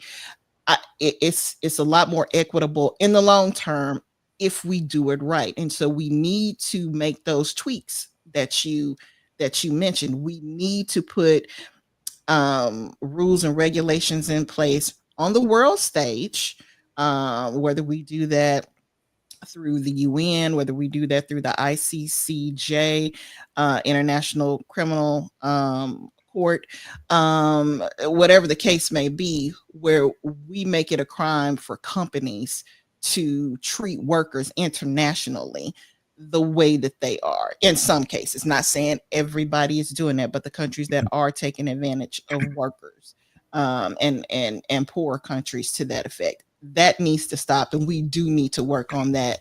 But I think making things more equitable for every nation on the earth, so that every person on the earth has a better standard of living, a better quality of life. I think that is a very noble goal that we all should continue to strive for.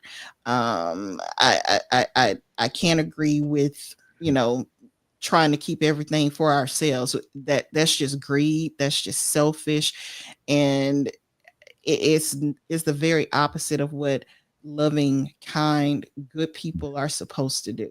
And I don't want to be a part of that. Right. Agreed, but shouldn't we start here at home? Shouldn't we be I mean, look how many people are living in poverty here. Look how many kids don't have food to eat before they go to school. Look how many kids are not getting an education. How about we fix our own family, so to speak? I would love to do that. Yes. I would love to do that and then if the expand from politicians would stop making laws to the contrary, now you because talk. they don't want to do that. They That's are the ones. The Republican Party does not want kids to have free lunches. The Republican Party doesn't want people to have Social Security benefits if they have disabilities. The Republican Party doesn't want to help people who are homeless. They don't want to help veterans. They have made it very, very clear that the last thing they want to do is to help other people. They call that socialism. But from what I'm hearing you say, that is us helping our fellow man, our brothers and sisters right here, which is what we are supposed to do. Mhm. That's not socialism, folks. That's just basically taking care of home.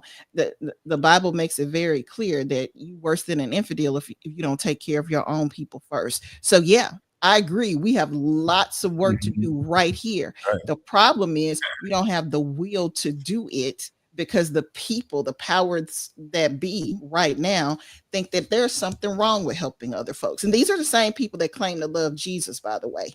The one who says we are supposed to help other people. Mm-hmm. And both of you guys are so right on that. And there are a few answers or a few ways to look at this too. One word we're leaving out, and that is the greed. The greed out here, and it's a doggone shame, because with the wealth of America, there should not be a homeless person on the street. There shouldn't be a hungry person on the street. It should not be. But I'm gonna go back to something, Mike, and you asked the question that you're asking.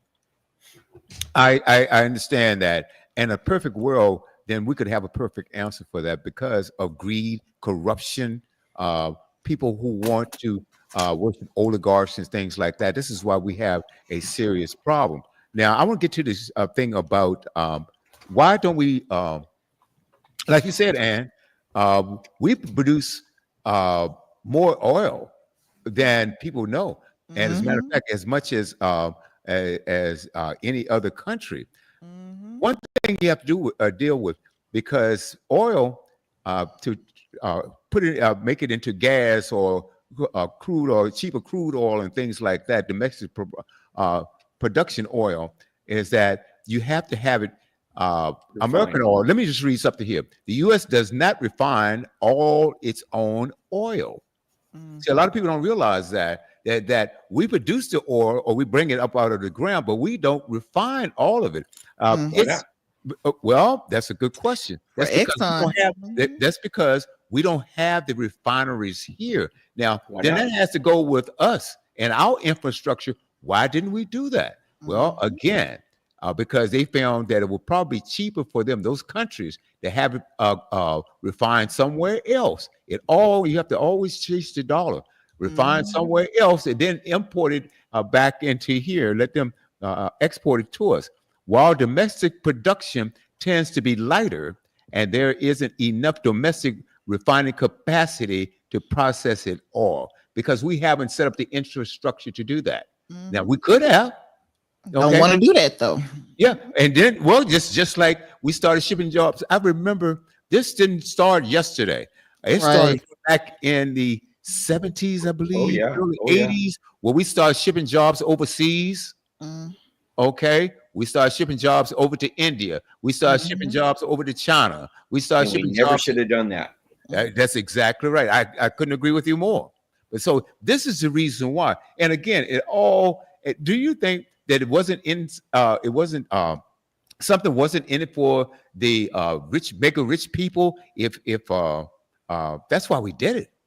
Okay, if it wasn't something in it for them, we never would have done it. They could have made more profits by doing it here. Okay, then they would have done it here. They would never have shipped those jobs overseas. You know, and telecommunications. You could talk of manufacturing, chip making, everything else. They found it cheaper to buy it from China than it was to produce it over here. Okay, that's how they did it. Because at the same time, Americans demand and desire a living wage. Okay, over there, if we paid the average worker over here what the people were paying in India and China, no one could afford a house, Right. or a place to live. You see, But a lot of those people have their standard of living has improved considerably because even though they're not making what we make, they are making money. For them, it's a decent, their standard of living is lower than ours. So paying them less money still gets them a better quality of life than what they would have had those jobs not been there. And don't get me wrong, I'm not saying that I'm one of those people who love picking up the phone and hearing somebody from India answer customer service. It irritates me too. So I completely get where you are going with it. I'm Hello, my name is Frank. Your name is not Frank. It is not. I don't know what it is. I probably can't pronounce it, but it's not Frank. And I mean, when my dad was alive, he used to just scream into the phone, American. I need an American. He would be that upset about getting somebody overseas. So believe me, I truly do get it. The only thing I'm saying is when they do it right, when they're not taking advantage of people and having sweatshops and whatnot, the standard of living for a lot of those nations improves. China was a very poor nation, but because of globalism, both China and India and a lot of other poor countries have attained a much better quality of life for their people, and their GDP has gone up. They're different countries. That China is one of the economic powerhouses now because of globalism. India is still an emerging economy, but it is turning out to be one of the economic powerhouses because of globalism. So what I'm saying is there are some countries, when it's done right, that have benefited, whereas other countries have been their workforce has been taken advantage of. So I agree with you both. There are points on both sides. There are things to fix, but breaking the entire system that's been put in place is not the answer. right? It's not. Agree. And I saw something else here. The U.S. imports oil despite of being a major producer because it's often cheaper and more efficient to import certain types of crude oil, particularly heavier crudes, to refine in existing infrastructure and then export the refined products. So they find that they're trying to save money. Now, again, and the United States has not built a refinery in decades. So can you imagine if we had started building 20, 30 years ago, more refineries here, then we wouldn't even have that problem. So it's all about the dollars and cents all the way around. And who do we blame for that? Mike keeps asking the question. Go down to Texas and ask Exxon. Why didn't you do this? Because ask the American oil tycoons what the issue is, because they're making the money. It's the rest of us that are paying a whole lot more at the pump than we should have, because our companies here don't want to do what's necessary. That's exactly. Right. And at the same time, we are subsidizing those oil companies here in the United States. Yes, and that makes me mad. Right. How are you getting tax dollars when you're making billions upon billions of dollars? And you're still gouging the United States. Right. We should be getting a break. we should be paying cheaper than anyone else. Exactly. And because other countries where they have oil production, they pay nothing for Mhm. gas. I mean, imagine, what paying $1 a gallon or less for gas. It's like that for them because they live in an oil rich country. So why is it that we who live in an oil rich country Mhm. are paying so much more? It makes no sense. It's greed, just like William said. It I is. went to Venezuela back in 2005. I was filming with Discovery Channel, a Mhm. documentary series called Decoding Disaster, Mhm. and it was about mudslides. And they filmed here in San Bernardino County for a week with us. And then they asked if I could go to Venezuela, and the sheriff said, "Yeah, go ahead." Mhm. But I filmed down there in 2005, and if you equate gallons to liters and US money to their money in Venezuela, and that's back when Hugo Chavez was still alive, who was a very evil man. Mm. And they were paying, now get this, they were paying 12 cents a gallon when you convert the liters to gallons. They were paying 12 cents a gallon In American money? for gasoline. If Okay. if you The take their equivalent. money versus our money, you did the conversion chart, they were paying 12 cents a gallon for gasoline. However, because they were so oil rich, their clean water was $6 a liter. Wow. Now you all know what a 2-liter bottle looks like, or a 1-liter bottle looks like, or two small bottles of water. They were paying $6 a liter for Mm. clean water, and they were paying 12 cents a gallon for gasoline. And So I looked what them was- up just out of curiosity the other day. I looked it up and Mm. converted everything chart wise, American Mhm. money to their money and stuff. They're still paying 12 cents a gallon, and that was in 2005, and now we're 20 years later, they're still paying 12 cents a gallon for gasoline. I wasn't able to find the equivalent chart for clean water, but yeah, it was Wow. really something. It was a real eye opener when I was down there. You know, Something that should else. tell you something right there. Mhm. Okay. Now, so they're buying the same type of gasoline we are, and we're paying what, $3-4 a gallon, whatever it is, and they're paying 12 California, cents, it's like $4.50 here in California and they're Right. paying for 12 cents. regular. Okay, folks, that tells you there's a lot of corruption, and American companies are gouging Americans. And then hear what I say, because if you go to the pharmaceutical industry, Oh my gosh. okay, think Horrible. about this. You can go to Horrible. Canada and get the drug, or Mexico and get the drugs cheaper than the drugs manufactured here.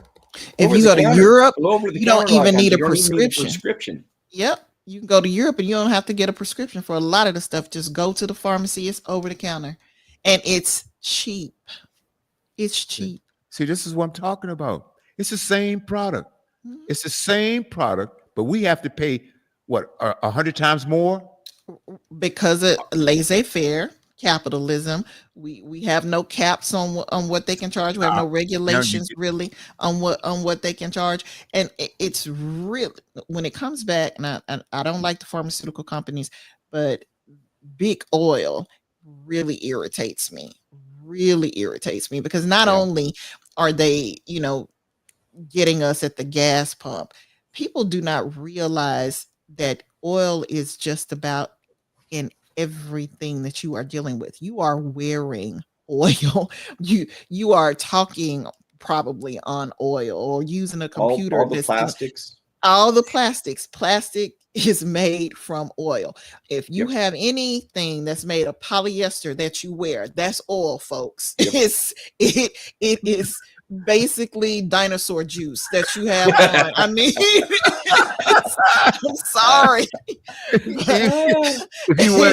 If you wear a polyester suit, don't get near a match, huh? Right. And that's the thing. That's one of the reasons why fires burn hotter, is because you don't realize that half the stuff in your house, even, including the furniture, a lot of us have polyester, Made of furnishings. petroleum. Your Right, whole right. car.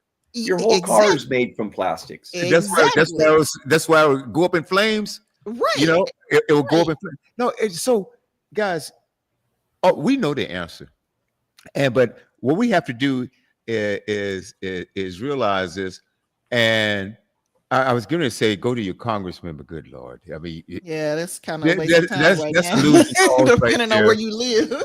That's a losing cause because these people are making $178,000 a year for doing. Mhm. How do you get that job for doing nothing?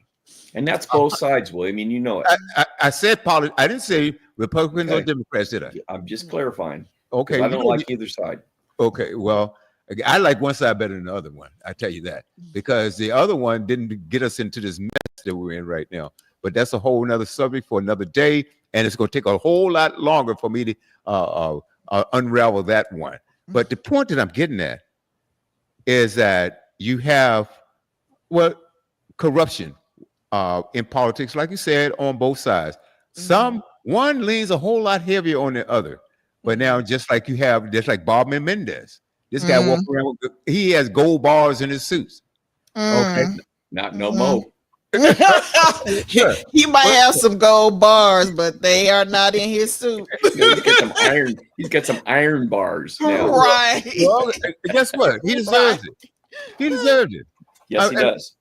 So no, I'm not. If they're wrong, they're wrong. It's no question about that. But we have to understand, and this is going to be a task that is virtually, boy, I don't want to say this. I hate negativity, impossible. But the weed of the corruption. How long we've been saying that? And that is that we have to do it, and you have to do it at the ballot box. You have to do it at the ballot box because it is absolutely have gotten out of control. Again, the corruption in this country, and I don't understand how the government would allow American manufacturers and producers to gouge Americans and allow them to sell overseas. Okay, sell The answer is overseas greed. for a fraction of what they what we have to pay. Give me an example. I went over to and people all over the world try to take advantage of us because they look at Americans. You from America, they automatically think you're rich. They do because I we're was in the richest country in the world. I was in Turkey years ago, and I went to this leather shop, and I saw this really cool leather jacket that I wanted. Okay, it was double-sided, leather on one side, suede on the other, right? And I looked at the price tag, and it said $2,000. I said, okay, I almost started cussing. $2,000 for this jacket. And the guy said, "Oh, yeah, you from America?" I said, "Yeah." "Oh, how you like this jacket?" I said, I don't anymore. Right. And so I walked out. And so if you guys don't know anything about Turkey, they produce a lot of leather goods, really nice jackets and purses and things like that. Okay. And so I went a couple of doors down, and this store had the same jacket. Less money. Same jacket. And so I was looking at it. The guy said, "Oh, you like that jacket?" And I said, "How much?" He said, $1,000. I said, "Nope." He said, "How about 800?" Right. It's the same jacket, 2,000, and now down to 800. I said, and that's the best part about traveling overseas. You can haggle. You can really negotiate. I went to a third shop that had the same jacket. And so I already know I had gotten this other guy down to 800, right? And so he said, "You like?" I said, "Yeah." I said, "How much?" He said, "Oh, $600. "Oh, really?" I said, "Nope." I started walking out. And he said, $400. I said, "Nope." I started walking out. And he said, "Okay, you tell me." I said, "Give me the blue one and the tan one for $400. He said, "Okay." Now, okay. Yeah. Think about this: 2,000 for one, and I end up getting two for 400. Right. I should have stayed a little bit longer. I should have haggled a little bit more. But I ended up paying 10% of what the original price was for the same doggone jacket. Wow. So what I'm saying to you is that with over here in America, we're selling our same goods to a foreigner for pennies on a dollar and gouge our people. Yep. Because they presume, okay, well, you're an American. Okay, you can pay this. Mhm. All right. And if they didn't give these other countries huge discounts, they wouldn't be able to sell their product. You see, Mhm. so it's a weird thing what's going on, and believe me, these that store that I was telling you about in Turkey, he wouldn't have sold it to me if he still wasn't making some money. Right, Even right. though he got 90% less than what he was going to charge, he was still making some money. That's why he gave it to you, because he knew he was already inflating the price You a know, whole lot more than it was worth. absolutely, absolutely. So, folks, so let's pay attention again. Look at what's going on. I am really happy about the protests that's going on around the country. Yeah, I don't agree with any violence that's taken on at all. of course not. Okay. You can peacefully protest. That is your absolute right. And I think that is probably one way we may get these knuckleheads' attention that's up in DC. They Might be able don't to get it. care. If they figure, if they feel that, if I don't do something for my constituents, I may not keep my job. And I guarantee you they won't. Because when people get enough of this, you think they're going to vote them back in office? I don't think so. So I think they're doing more harm than good. Ann, what do you say? Well, number one, the Themselves, I people mean. the people who put the tariffs in place are not the ones that are up for re-election. It's the folks who are Mm, allowing themselves to become obsolete who are up for re-election. mhm, Um, the power of the purse, so to speak, lies with Congress. They are the ones who are supposed to be making these decisions. But the Republicans are in control of both the House and the Senate, and they are acquiescing to Trump and letting him run roughshod over them, and they don't seem to care because he's mhm, doing what they want done in terms of finances. Well, if they were to read the Constitution and uphold the Constitution, they would know that, okay, you, the Congress, put these particular agencies in place. You, the Congress, are the one who has the power of the purse. So you should be the ones deciding who's going to get tariffs, who's not. But they basically have made themselves, or are making themselves, obsolete. They are allowing the executive branch to have way more power than it was ever intended to have. So the question then becomes, if the president is going to have the power to do all this stuff, what do we need you for? mhm. There is no reason for there to be a House of Representatives. There is no reason for there to be a Senate, because the House and the Senate and the executive branch aren't following the rules like they're supposed to be followed.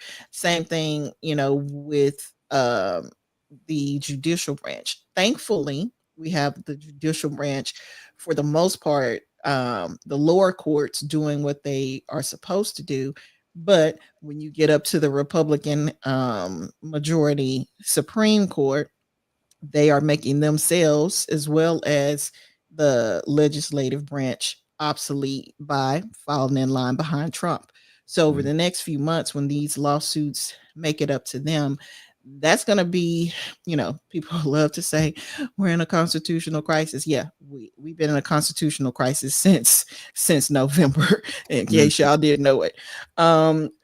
That's going to be, I think, the nail in the coffin, so to Mhm. speak, because he's already made it clear that he doesn't plan on giving up power anyway. And I Mhm. know so many people are like, well, he can't run again. Yeah, he don't plan on running again. And I really do wish people would listen to what he says and believe him. Because yes, he lies all the time, but believe it or not, when he tells you he's going to do something low down and crazy, that's when he is telling the truth. He's telling the And truth. he tells the truth every single time when he does that. And Don't miss the mark. he said before he was elected that his He constituents did. would not have to vote ever again. So and he has already tried once to remain in power by having people storm the Capitol. This time it's going to be that much worse, especially if Hexeth keeps his job after Signalgate, which Oh it my looks like God. he is. And all the people that he's put in place in the military, they're all Trump supporters. He's gotten rid of all the people who would follow the rule of law, the JAG officers who would tell them, no, that's an illegal order, don't follow that order. He's gotten rid of all of them and put in loyalists. So we have a serious issue in terms of people who have sworn to follow the Constitution not being willing to uphold the Constitution. Right. And that's why you've got more and more power being consolidated in the executive branch, and that's where the problem is. So yeah, they get voted out, they've made themselves pretty much obsolete anyway, and I'm just wondering if it'll be too late to fix it at that point, because the election year is next year. So will the Supreme Court have made rulings by that time that gives him more power or solidifies the power grab he's tried to take? That's the question. If the answer to that is yeah, then I don't know if it's going to matter if they all get voted out and you have a Democratic House and Senate attempting to pass laws. I don't think he's going to follow them, because he's not following the law now. Right. And J.D. Vance was put there for a reason. If you notice, years back, I think in 2020, J.D. Vance, he trashed Trump. I don't like the guy. He's a crook. Did, William. He just trashed him. So did Lindsey Graham. So did Ted Cruz. So did Marco Rubio. So all of them. And now they all are licking the crack of his behind. Every last one of them. Yeah, absolutely. Again. They are. I mean, they're not kissing the ring. They spread the butt cheeks and just had a good go. I mean, that's what they are doing. It was a bad influence on you, Judge Ann. Yeah, she shocked me that time too. Yeah, I'm just saying. That's what she's no, I appreciate your honesty. I appreciate you being blunt like that. I do really well with blunt. Me too. Men, I think, do really well. Don't beat around the bush, okay? Right. But oh man, we almost over. I can't believe 1 minute ago. I'm gonna leave you guys with this. Think about this, and this is the way it works. And I'm gonna leave. We started with talk about the economy and the stock market, and we're gonna close with that. Well, we actually started with the Smithsonian Institute, the Black American Museum. Think about this. All of us have invested, okay? Like you might have a 401k, you might have an annuity and investments like that. When you, the average person, when they sell their stocks or they sell their mutual fund, do you know that stock market needle doesn't move 1 inch? The average person, think about this. It doesn't. It's like a tickle. It's not even a tickle. Okay, it's like a fly on an elephant. The elephant's not going to feel it. Okay, but what happens? The reason why that market has dropped so much over the last several days is that when you have these institutional investors that start selling their billions of stock, that's going to move the needle. All right. You got 1, you got 2, you got 10, you got 20 institutional investors pulling out billions. That's when your market starts collapsing. So think about this. When they sold their stocks, they had already made a profit. Yep. They had already made a profit. All right. You think about this. And so and a lot of those get inside information, beforehand. Don't let anyone fool you. They know what's up. And when they sell it, all right, it hurts the little guy. All right. And then what they do, after it's going down, they go and buy it back. You've heard of corporate buybacks. You've heard of that. So when they buy it back at the low, all right, then the market goes back up, Make money on it all over again. Back up, and then if they decide to pull the rug again, guess what? The market's going to go back down. So it's not the little guy that's dumping his stocks. It's the institutional investors. Right? And so guess what? They don't care. It doesn't bother them because they've already made their money. I'm going to leave you with something else. There's something in the market called options. Yeah, Stock options. Yeah. stock options. Puts That and means options. options. That Mhm. means that you can gamble whether the stock is going to go up or whether the stock is going down. And if they know that it's going to go down, don't you think that they're going to buy? That's called a put. P-U-T. Okay. When the market goes down, they know it's going to go down. So guess what? They're going to buy a bunch of puts. And when they know the market's going to go back up, they're going to buy what they on the top side is called, it's a call down is a put. Call up, put down. Follow me? So they have a lot of different ways to manipulate the market, and they know exactly which way they go. It's going to go because their purse strings dictate it. So can I get 30 seconds there, William? You sure can. Thanks. I appreciate it. I appreciate all of your input and your ability to think through all of this stuff. Number one, I think there's a better way to go about this. I think America has been taken advantage of, like what William was talking about, buying the leather jackets. The other countries think that we're the wealthy, snooty, ugly Americans. And I think these other countries have put tariffs on us, thinking that we'll pay that $2,000 for that jacket. So I think the other countries have not been real fair with us as well. So that's number two. Number three, politics makes strange bedfellows. You brought up JD Vance, and all of a sudden he's aligned with Trump. Well, if you remember, Harris and Biden during the primaries and such, they were went going at each other. They went at each other. So it's both sides, and they all play dirty until you get in bed with them, and it's like, oh, I love you. Yeah, okay. So number four, William, you got to stop listening to Ricky Maddow. What? No. Number five. You talking about Rachel Maddow? Okay, it took a minute. Yeah. I get it. I know he's doing. Ricky Maddow. She's an alarmist. He's trying to fight her. She's the equivalent of Chicken Little. The sky is falling. We're all going to die. And my last point, and then you, William, you can like slap me, spank me. My last point is I miss Dr. Demery so much. I think he was a brilliant man. I'm so sorry I didn't get to know him better. And this world is not as good because he's not here anymore. And bless his family. Amen. Yeah, and Mike, I feel sorry for you and your fellow Fox listeners. Okay. And I wish you would stop worshiping the orange orangutan. And with that, stop listening to Ricky Maddow. You leave Rachel Maddow alone. I know what you're doing, Mike, and you're not gonna get away with it. Leave her alone. All right. Okay. Well, I'll leave her alone. All right.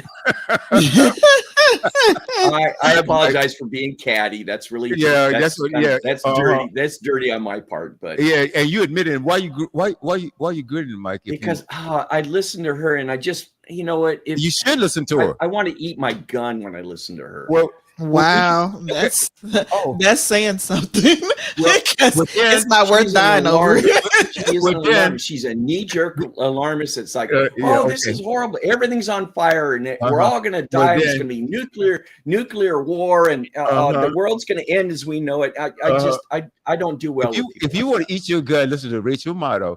Then you must want to swallow a hand grenade if you listen to that Laura Ingraham. Okay, with that,